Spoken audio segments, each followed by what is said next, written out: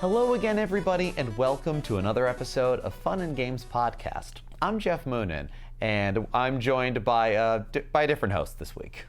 Yeah, I'm Case Aiken. Hey there. You're listening to episode 69. Nice. And Case is here because I'm recording right now from MagFest 2020 in National Harbor, Maryland. And unfortunately, Matt could not make it, and we wanted to do a wrap-up, much like we did last year, just a much smaller certain POV meetup. Yeah, Ben Milton and Addie Thomas were not able to come this year, so it's just been me and Jeff. But it's been fun walking around and seeing the various things. Like it's always fun being at MagFest because there's so much. There really is, and since this wasn't either of our first times visiting, it was very interesting that it felt both that it was easier to do everything and that there was so much more to do, because certain things weren't quite as daunting. It's like, oh, the vendor floor isn't the big deal here. It is still a sizable thing, but no bigger than anywhere else. And I can do that and not feel like I'm missing something. I can go play arcade games for as long or as little as I want.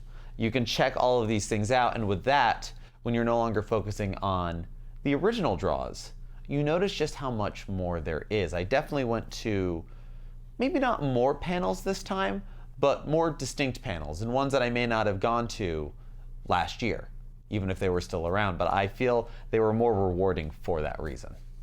Yeah, like this is like I think my fourth time going to a MagFest. Yeah, you've been coming for a little while. But it's been over the years. It hasn't been like back to back. So at this point, I noticed that it was generally speaking less shocking. Like there wasn't like anything like a cosplay or a panel or anything that was just like, oh man, this blew me away. Yeah. But it was just like there was a good baseline of quality and like like a lot of things that I enjoyed just taking part in. Yeah. As opposed to like big highlights, so much as just like, no, like there was just a great median for everything. Yeah, it was a much more. Oh, again, you have a bigger control group, I suppose, or a bigger comparison than I do. Yeah, it felt more consistently just good. Yeah. Like last year I played a lot of indie games, and many of them were very raw. And all the ones I played this year, while none of them were truly revolutionary concepts or big gimmicks, like there was a lot of like Metroidvanias that had like procedurally generated things last year, which really varied in quality, like in terms of like what was actually playable versus just like, oh yeah, this was it looks okay. You know, it was like a lot of last year. This year, everything has been good, but it's been like a shmup, or it's been a rhythm thing, or it's been like a beat 'em up thing. Mm-hmm. Like a lot of like more tried and true formats that were being embraced. And the same goes for the music. Like a lot of the music I heard felt like genre pieces with video game overlays, as opposed to, I feel like last year was more like chiptune-y in general. Like it was more video game first music coming out of it. This time it's taking a music approach but integrating video games. And so generally speaking, like much more like, again, like a median kind of, like it's all very solid. There was no real lows, but there weren't as many like, oh, that fucking thing was crazy good. Yeah, and maybe it's because I don't have Matt here to be pointing me towards certain artists or certain things. It definitely felt... That's true. Like Matt being like staying with me last year, so we hung out a lot during that. Like it was like, oh, I need to go check out all these things. It was a much more focused MagFest than what I've done this year, which has been mostly like, oh yeah, fuck it, sure, I'll go wherever.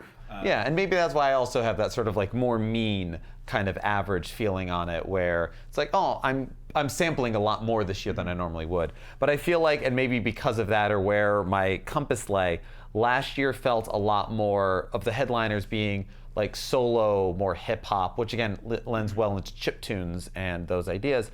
Whereas this year feels a lot more, I've been seeing a lot of brass on stages. Yeah. And I have absolutely no problem with that. Like, musically, philosophically, morally, I am all about that. Mm-hmm. So, and maybe that's also my own personal bias. If left to my own devices, what do I find? Trumpets. It's been a problem my entire life, like trumpets.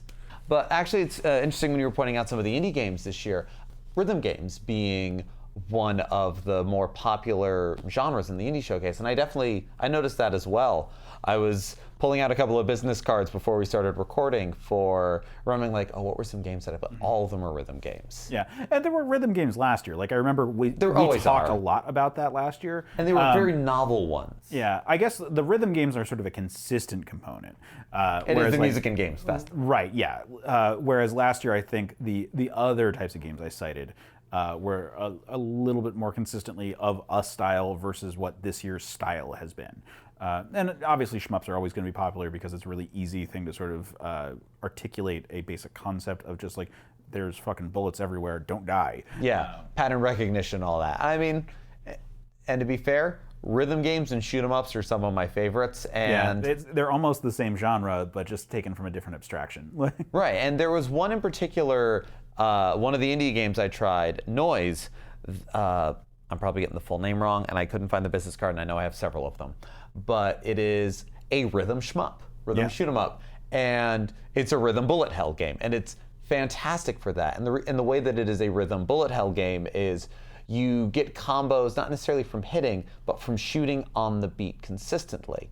And your buttons are shoot or shield, and the bullets are 2 different colors, eventually 3, possibly more. I only played a demo.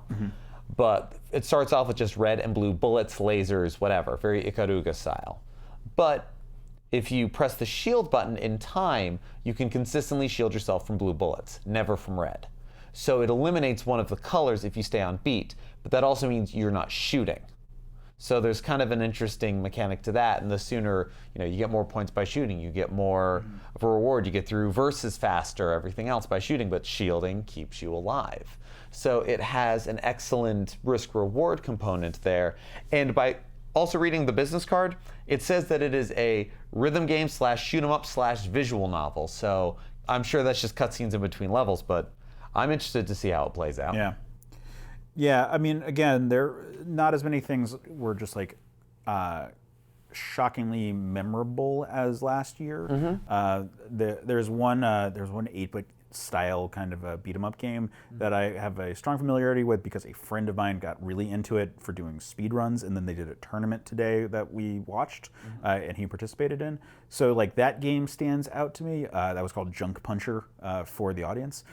Which was basically, I think it was like Shatter Fist, like the NES game where you run and punch people. It's like Ninja Gaiden if you were punching instead of slashing. Like it's just get through this area, and it was a pretty faithful design, and just looked like a lot of fun. But it's nascent. It's not a finished game right now. So it's not like I can be like, go buy it, because it's going to be like a year before it comes out. But remember Junk Puncher for when it comes out again. You're like, why do I know that? Yeah.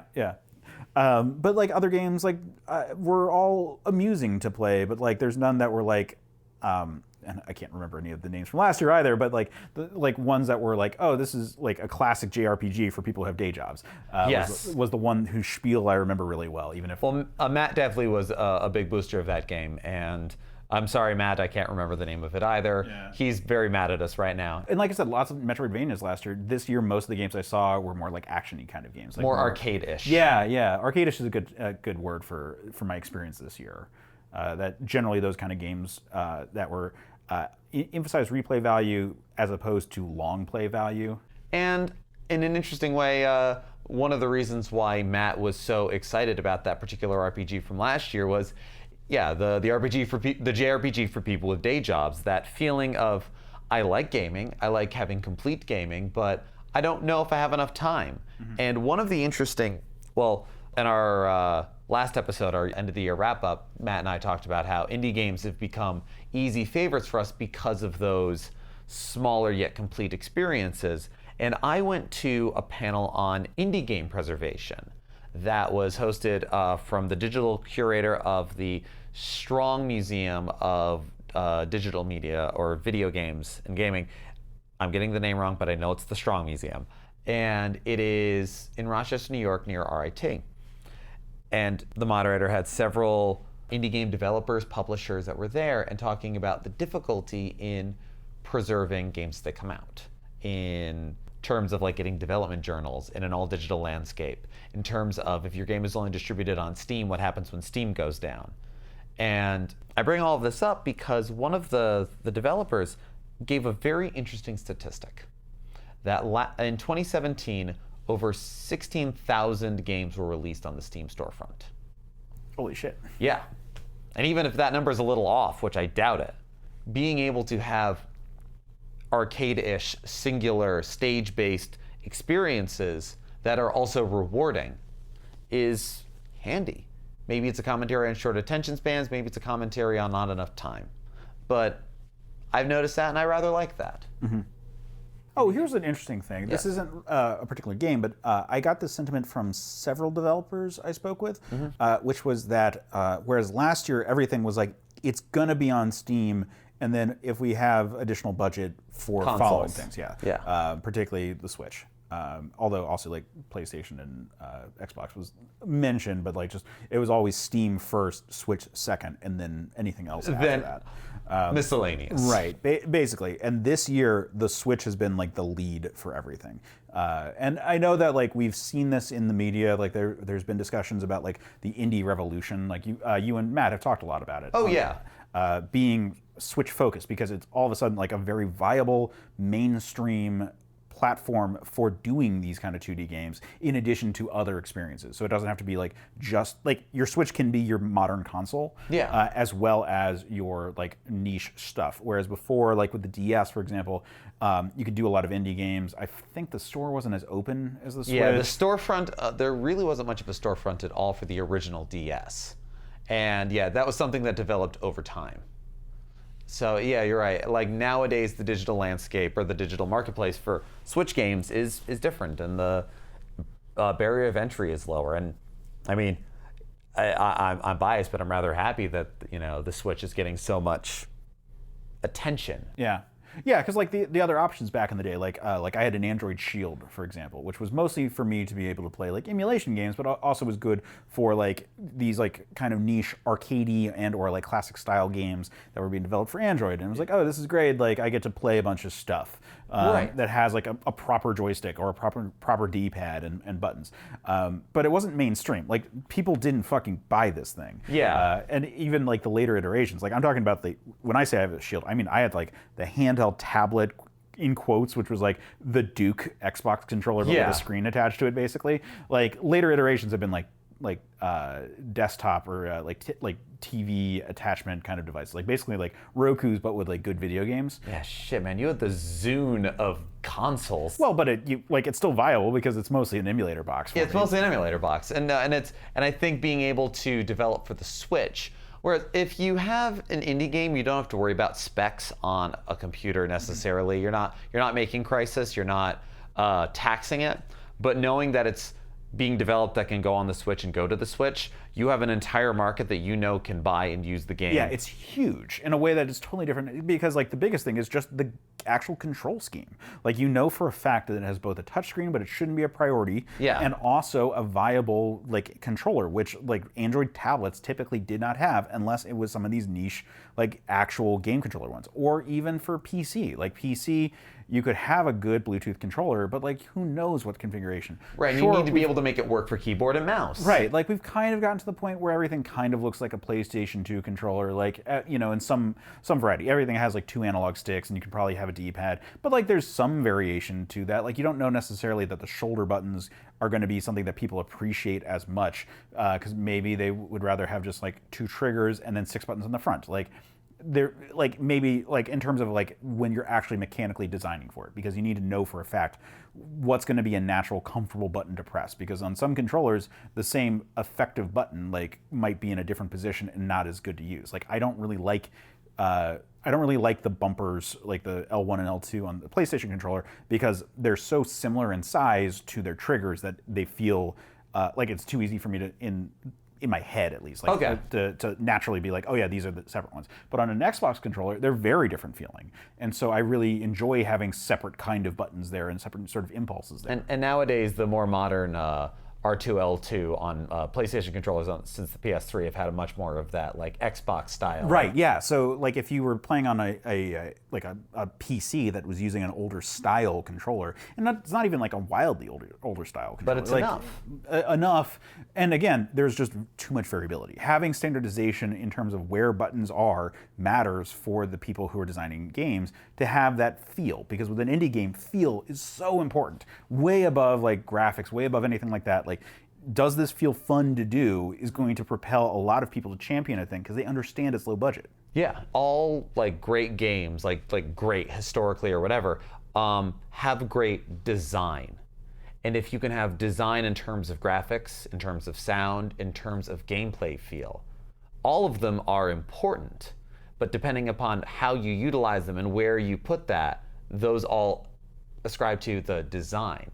Like, Matt and I have talked about Untitled Goose Game many times, and I watched a speed run of it today, and watching people storm in to watch that was amazing. But it's a game that you look at and you go, the graphics aren't really all that great, but they're very clearly chosen and clearly designed. Yeah. And I can speak personally to the fact that walking around as that goose feels amazing.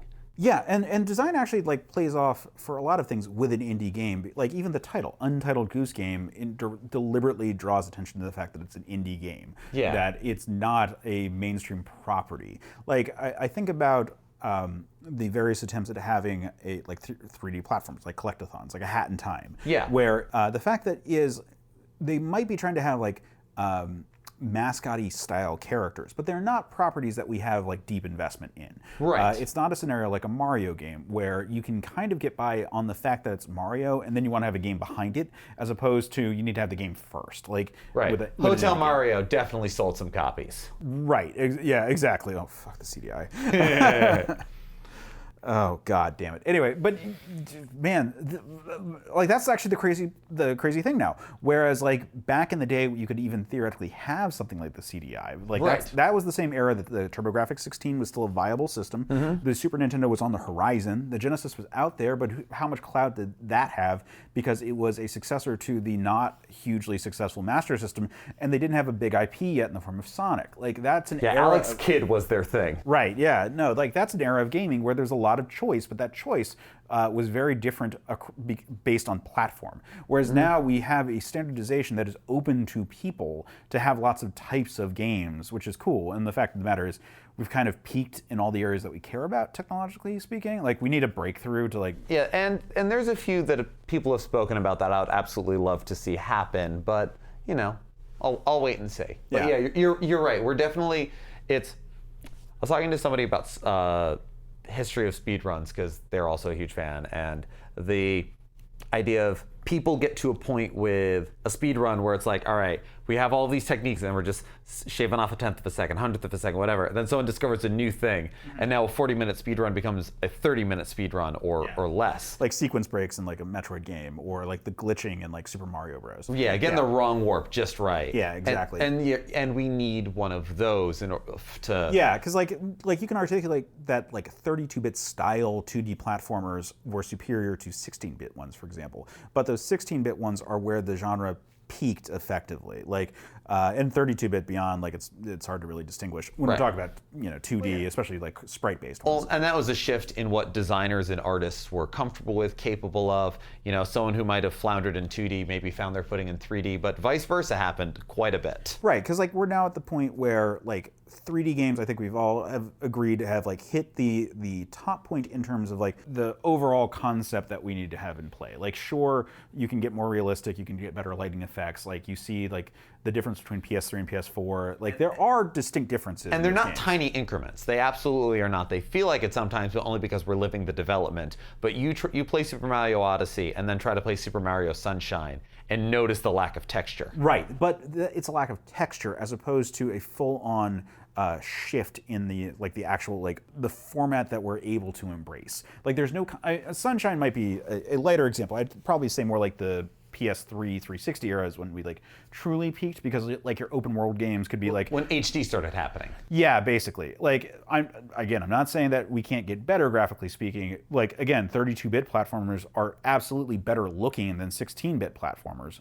But we've hit the point now where like there's no revolution that's going to occur in terms of like what those graphics mean to you as a player. Like, sure, there might be ones where if you really care, you're like, that's so much better looking, and they do stand out when you try to look backwards. Yes. But like Mario Odyssey, for example, looks amazing, but doesn't look, leagues better than what you would have had on the Wii U or the Wii. And like those game systems like feel incremental in those areas. Like the Wii U, I think, is like at that point because it's about equal to a 360 to a PS3. Like I feel like the Wii U is, or the Wii U is, yeah. Like Skyrim runs on on the Switch, you mean? No, like on the Wii U. Okay. I don't know if there was a Skyrim. I think there was a Skyrim for Wii U, but like that. The Wii U also, when it first came out, had a lot of ports of like 360 games. It was supposed to be a competitor to a Xbox One, yeah. But it again, like the Wii, it was like one generation behind. Yeah, as per.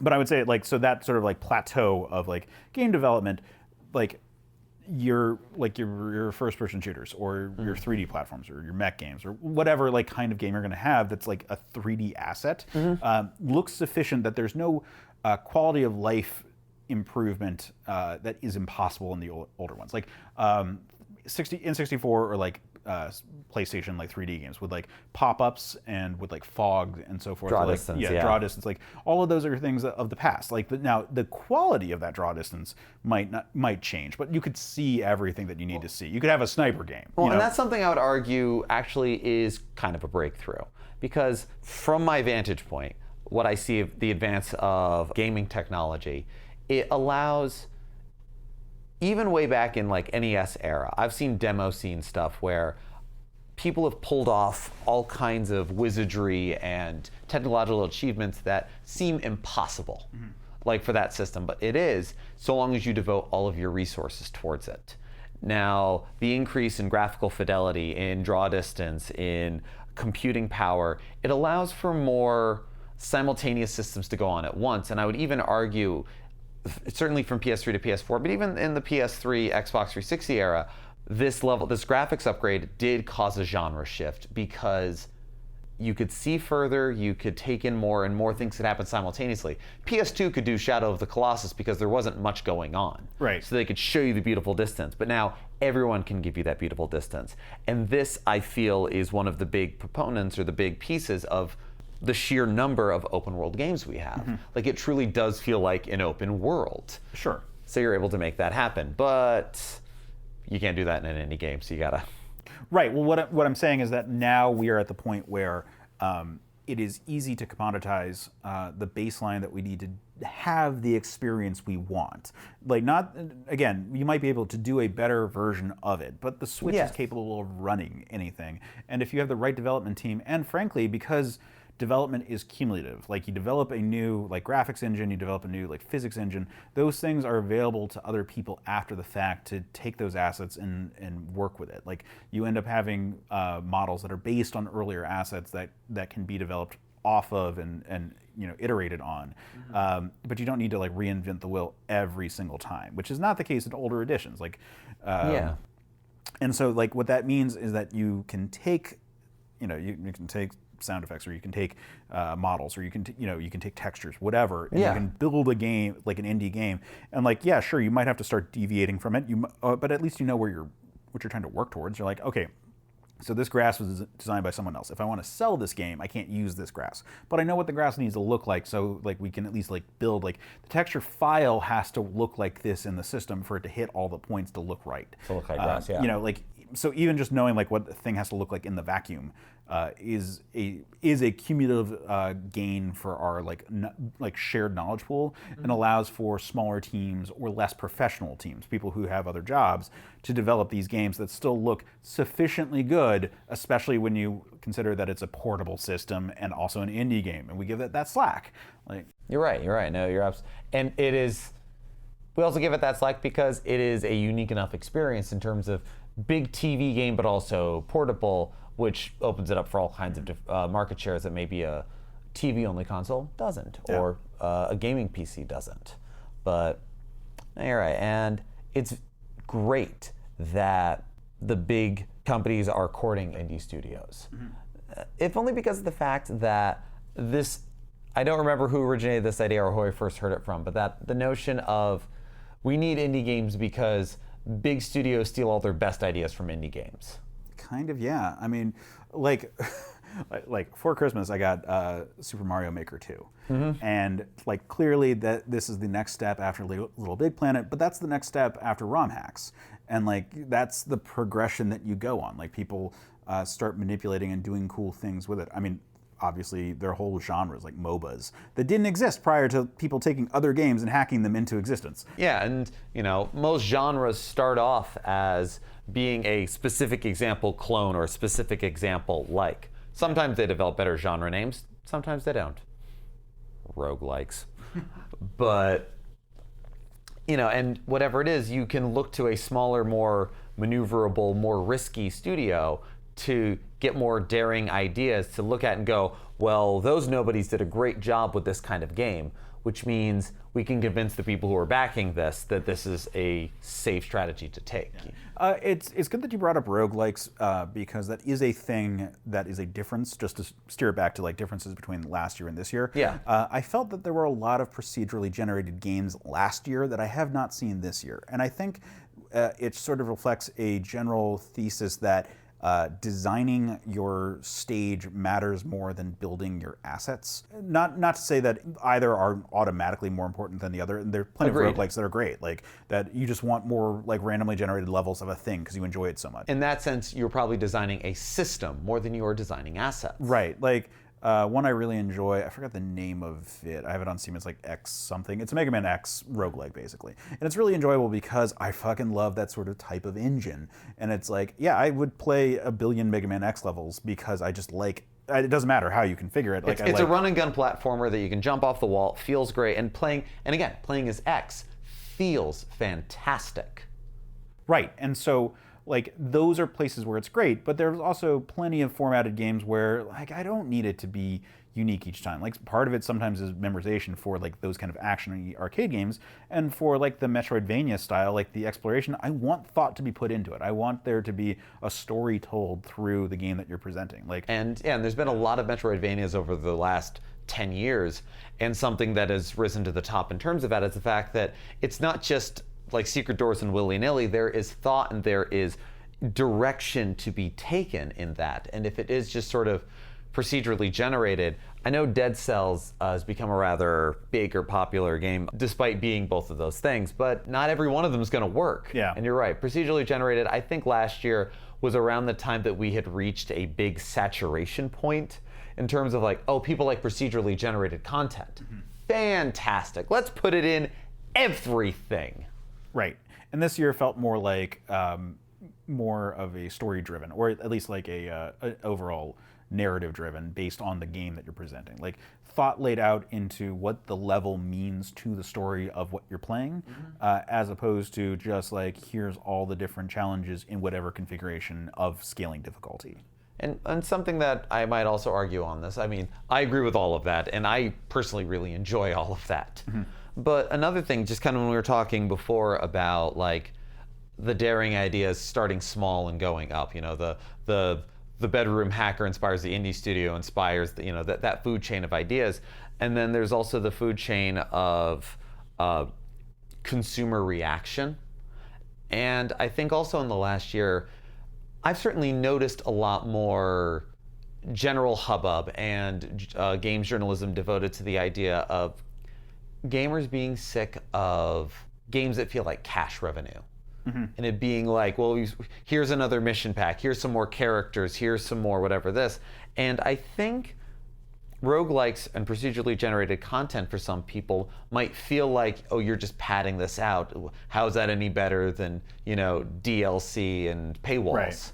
And so... Yeah, like on the one hand, a roguelike has theoretically infinite replay value because the levels just keep on being redesigned. But on the other hand, it seems like you're paying for them to just to not have to put that thought into it. Like Yeah, and there's definitely procedurally generated stuff where they put a lot of thought into no matter how these pieces fit, you get something great. Versus we just make. I mean, and I don't know. I've never had to program any of that. Yeah, I'm also not saying roguelikes are bad, but it felt like a lot of games that didn't need to be it.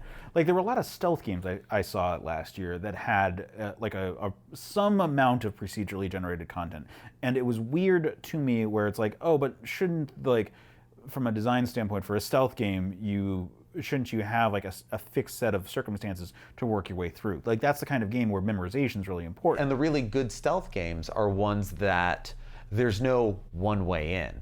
It is like these sort of sneaks, these sort of infiltrations and everything else are just as much like tiny arcade experiences. Yeah, especially like the big levels for that. Like obviously every stealth game has a certain number of like more linear levels and a certain number of broad ones. But like the classic like Hitman 2 opening level, like that mansion, like that's the example where that's you doing Groundhog's Day, like where you can live that day out any number of ways, but it has to play out the same way each time to actually appreciate how that goes. Like it doesn't work if the people working like security or whatnot are in different spots every time you respawn. Like it needs to be the same so that you could have these like perfectly executed where you feel brilliant because you figured out the timing so much. Yeah. Like that only works in a preset level. Yeah, and I mean, I freaking love those sort of experiences, and I love being able to go back to the same location. Yes, it scratches a nostalgic itch, but it's also that like, well, I've always done it this way. How does this work? Yeah. Whether I've heard someone else did it, or I just want to try something silly, or whatever. And yeah, and a couple of big titles that have come out recently are ones that aren't big multiplayer, pay to keep the game alive kind of things, and are story-driven and single-player, and as above, so below. And it like the big studios are doing that, and there's that push of like, well, I want the game to be a game, and in this sense, not like football is a game, it doesn't have a story. I mean, a single game doesn't, but like the season goes and so forth. But having a singular narrative experience, there is I notice sentiment that feels more like that's what people want.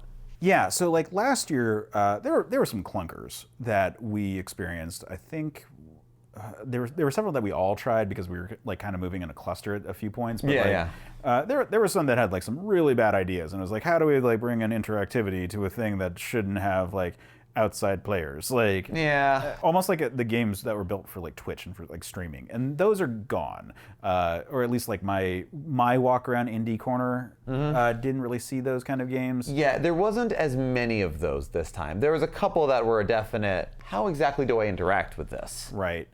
And again, this is sort of just more of that like that baseline of quality overall.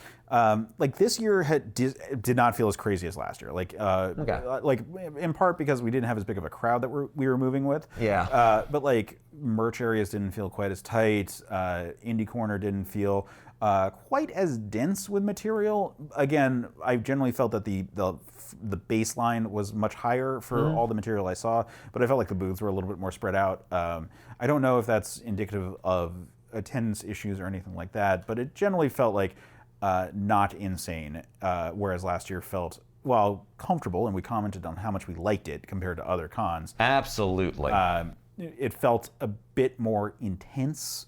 And this year has generally felt a bit more mobile. Like I've been able to like kind of drift a bit better between sections without having to like hit like traffic stops or anything. I don't know. It's interesting that way. Like I think the attendance is about the same from what I saw. Yeah, it certainly doesn't feel like it's a huge jump. Yeah, and like the word of mouth has been pretty big. Part of it is that like New Year's was so weird this year, like it was midweek after Christmas also being midweek, and thus sort of like throwing off people's like vacation cycles. Like if you, not that last year was much better, but like you had a little bit more time between like the last holiday that you had off and the actual like taking off the week the weekend for MagFest. Yeah, I remember like not having to take a single day off from work to do New Year's out of town and still come to MagFest. Yeah, because like a lot of places just like have those people off.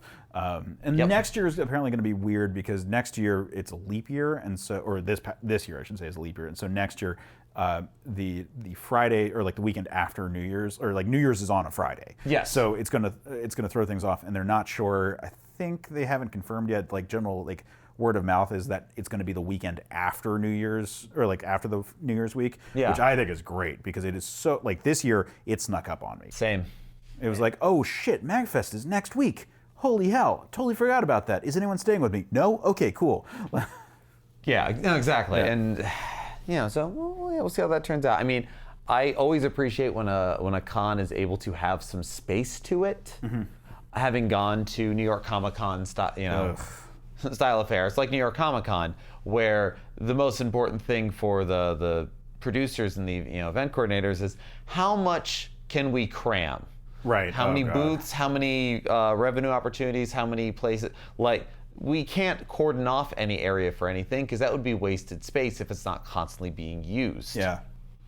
Thank God MagFest is not like that. Like, yes. And is thoroughly not like that. Yes. Like, the worst you can say about MagFest is that there are crowded areas, but it's not just the general, like, dense, compacted everything. Like, they section things off nicely. Very well. Like, the big music areas, like, yeah, there's crowded music spaces, which you expect, but like any sort of festival show or anything like that, there's also like meetup spaces. There's like neutral territory between stages that are like ends up like just being like rest areas. And then these are different like hallways from areas where there's panels and where there's actual games to be played, or like the museum, right. Which I haven't checked out yet, but I heard is like double the size this year. Yeah, they actually have like 3 separate museum rooms. One is the arcade, which is basically an arcade, but it's still... But it's like classic stuff. But very classic stuff, and there's a tournament going on within it all weekend.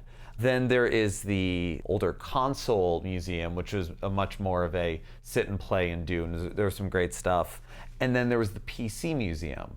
And that one always gets me because I didn't have a strong PC background growing up, but I still recognize enough stuff. Yeah, and also it's really cool. Like, again, seeing the iterations as hardware became more standardized, like you can go back and see like all this like diversity in style before it comes to a point of standardization. Right, and it's always fun to go and check those out, and it's been really great just with all the variety that you find new and old favorites. Yeah. While we were in the PC museum, they had the PC Engine also set up, which, one could argue is that PC, is that console, but... I would 100% say it's a console. Maybe it was just misplaced. Yeah. But Sarah sat down and played Devil Crush, which is considered one of the better old-school virtual pinball games, period. Because it's not just a singular tablet, it moves about, it uses the medium well, it's just very well designed. Sarah loves pinball games. Yeah, anyone who's a listener of Fun and Games is aware that Sarah loves pinball. I know, but it bears repeating, because I don't think you understand how much she loves pinball. And I've taken to calling her the Pinball Wizard as a moniker whenever I have to her subtitle is. Yeah, right? Oh, no, it's so fun. It's not Jeff's wife, Sarah. It's Pinball Wizard, Sarah. Sarah Moonen, Pinball Wizard. Yeah. Business card. So she never tried the game. So it's just, I'm going to go look at everything else here, spend like 5-10 minutes on each thing. So she found that. And I got to sit at an iMac and relive gaming memories because I grew up with a purple iMac and definitely played what games you could get on Mac OS 9. God. And it's nice to get to see some of those in a museum. I don't care if it makes me feel old. I'm just glad someone remembers Power Pete. Does this belong in a museum? This belongs in a museum. Yeah, I don't need Harrison Ford to tell me. I know it does. Yeah. But no, you should definitely check it out tomorrow. Yeah, that's going to be my one of my top points for tomorrow. Awesome. Oh, good. Yeah. Although this episode has kind of turned into a lot of talk of development in indies and everything else. Well, that makes sense though. Like, we don't have Matt who is like super into the DJ side of things. Right. Like, lots of good music. Like, don't want to underplay that, but it is hard to talk about that unless, like, I don't have a music degree. Yeah. So I can't bring that up. I mean, the problem is I do have a music degree and would go to a lot more concerts, except I was fighting illness throughout the convention, so I didn't get to go as hard as I'd have liked. This whole time, but it'll be fine. But I was thinking on the fact that one thing that I noticed in the Indie Game Showcase that I really liked was an update to Just Shapes and Beats, which is a game that they were showcasing last year and is out and is commercially available, but they were showcasing a Shovel Knight expansion, where the songs were based on Shovel Knight, and the design within the levels was perfect. In understanding the game, they did a Shovel Knight level, a Plague Knight level, a Spectre Knight level, and how things maneuvered and how things were felt very akin to those characters as well. So again, well-designed experience, rhythm game. Checks all the boxes. Checks all the boxes. Now, like the 3 games I wanted to mention were Noise, Just Shapes and Beats, and also Unbeatable, which is sort of a fighting game-ish or beat-em-up-ish rhythm game, but is one that's very early on, and I followed Detail Games on Twitter to get more updates on it.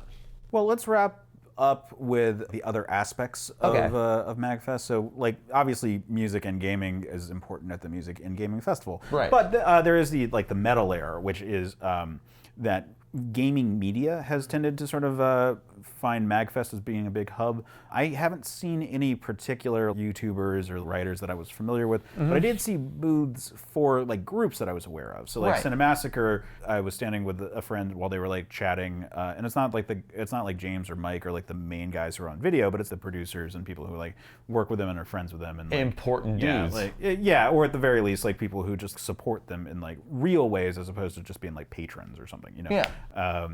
And like there was like they had like a panel, which was a karaoke panel, and I did see people up on stage. So there's like that. Yeah. But I haven't spotted anyone. But I am always curious when I go to these things because they're there. Like many of them, like you find out afterwards. Like that person was at MagFest. Yeah. And it was very funny. I had a moment. They have had MagFest going on throughout the convention, the speedrunning marathon that they've been doing. And one of the speedruns that I watched was of Mega Man 3. Now, while they were doing the speedrun of Mega Man 3, and I wouldn't necessarily call it a speedrun, it was even sort of admitted by the speedrunner in question that it was like, I'm doing my best here. Like they were going to finish it, but it was More like a speed bump. Yeah, it's more of a speed bump. It was kind of a competent playthrough. Now, one of the difficulties of that fact was while he was playing, he was also interviewing one of the composers of Mega Man 3, Harumi Fujita. That's a lot of mental power to I gave that guy a lot of credit for playing the game competently and not just talking while playing, but also interviewing while playing. Yeah, asking questions of someone else while you play is like a crazy concept right there. And there was a translator oh God, with translations? Yeah, English to Japanese. Oh my God. And so it was a whole crazy thing. And I'm like, a bigger convention would not be able to have something this chaotic, and smaller conventions couldn't afford this. And now the funny moment that you reminded me of was during the interview. So the interview was, you know what, considering the circumstances, fantastic. But maybe felt a bit like surface, or whatever you want to say on it. And one of the things that just like he was asking about her experiences at MagFest, and is there anything you're excited to see or anyone you're excited to meet? And she said, is David Wise, Donkey Kong Country composer, and she'd already seen him earlier in the day, like they did selfies, but he had a concert right after the speed run and was excited to go there. Yeah. He was all over the place. Now, they did a Donkey Kong Country theme for this year's MagFest. Yeah, if you're going to blow the budget on David Wise, you do it. But yeah, he had like several panels and concerts that were on the schedule I saw. Yeah, he was all out and about. And yeah, he had a big concert and the main concert all after that. And around when that was wrapping up, I went to meet up with a friend and I saw Harumi Fujita walk right past. It was like, that wasn't just a goofy interview question. She went and she's just walking around. And because she was who she was just a very unassuming older Japanese woman who's gonna bug her. Yeah. You know, some people would recognize her naturally, but you can just get away with that. Yeah. I mean, a lot of talent in this industry is gonna be less recognizable, like unless we're talking about like, again, like the reviewers who you actually like see on camera all the time. Yeah, and like, or if you're very specifically, or Twitch streamers, I guess, also are in that ballpark. Yeah. But like, yeah, I mean, people who actually are actual pros, generally speaking, you don't recognize because it's like a name at the end of the credits, right? Or, you know, unless you're a devotee of some sort, right? And even then, sometimes it's teams as opposed to like individual people, right? And even the auteurs who do like get that prominence, like you might be super familiar of them conceptually, but you don't see their faces consistently in their work. Yeah, and nowadays with the internet, you're able to be like, oh, I'm going to this convention and that person's there. What do they look like? I gotta get this. Yeah. You can do that, but you're right. You don't get the same kind of walking on the street and recognizing a movie star kind of feeling. Yeah. And I like that too. You know, a lot of the big performers, people that are excited to see. There's been a lot of ensembles that I've noticed that have gone up or that have performed. And I mean, there's of course other singular ones as well. But when you have a big group, maybe you follow the person who plays the same instrument as you, or you know the front person or one of the front people, depending upon the size of the group. But most of the group could probably walk around with impunity and feel fine. Like you're not getting terrible amounts of recognition like that. Right. But I do like MagFest as a big, odd cultural hub for nerds, for gaming, for music, and the intersection therein. Yeah. Yeah, that's about all I got to say about it, though. That's fine. No. And I mean, this isn't even getting into... I didn't play a single Magic the Gathering tournament or do any of the tabletop stuff. Oh, yeah. I mean, there's huge sections that you like have to come dedicated to. Like, all the tabletop stuff, you're like, yep, I'm going to devote like 5 hours to playing this thing. Yeah, and that's why I typically don't do it unless I'm at a specific convention for that. I mean, same exact reason. Yeah. But we're recording this on Saturday night. I'm looking forward to checking some stuff out Sunday. Might play a few more of the MagFest challenges. Maybe play some arcade games that might have a shorter line tomorrow. Yeah. Yeah. Oh, that's always the thing. If you actually want to try a specific thing, shoot for Sunday. Sunday empties out. Like. And you know what? Given that there's some things where you have to wait your turn and that turn could take a while, given that it is a 24-hour festival, the fact that something doesn't necessarily shut down, it's okay to. I feel okay investing my time a little bit because the floor is not going to close on me. I close on me. So I know how long I have. So you can make more informed decisions. And also some very bad decisions like staying up till 2 a.m. for panels. Yeah, because we're closing on us because we're getting old. So. Yeah. But I'm also impulsive. So sometimes I decide that staying up till 3 a.m. is a great idea. And then, you know who that's a problem for? Future Geoff. And maybe one day I'll learn. Yeah, unfortunately, past Case was kind of a dick, and so current Case is dealing with that one. So. That's fair. Well, if you went to MagFest this year, we'd love to hear from you, hear any highlights that you got to see, games you got to play, concerts you got to attend, new friends, old enemies, whatever it was. We'd love to hear about it.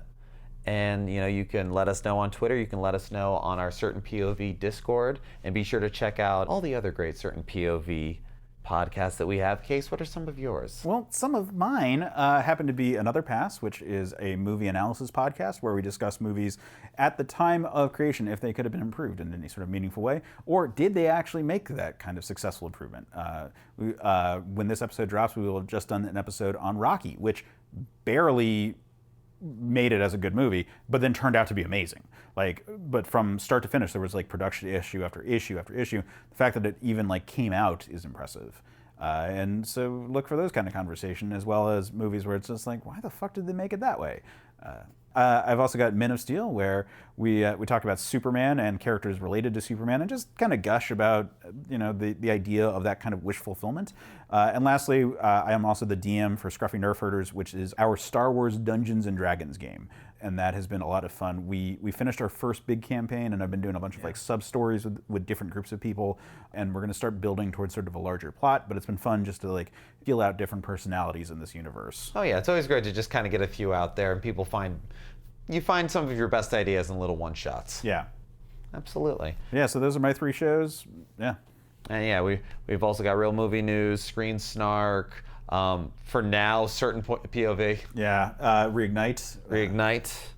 And Matt would be mad if I was remiss in that. All that at certainpov.com. Case, thank you so much for pinch hitting here and sharing some of your MagFest thoughts and observations. Of course, my pleasure. Thank you. And so I'm Geoff Moonen. I'm Case Aiken.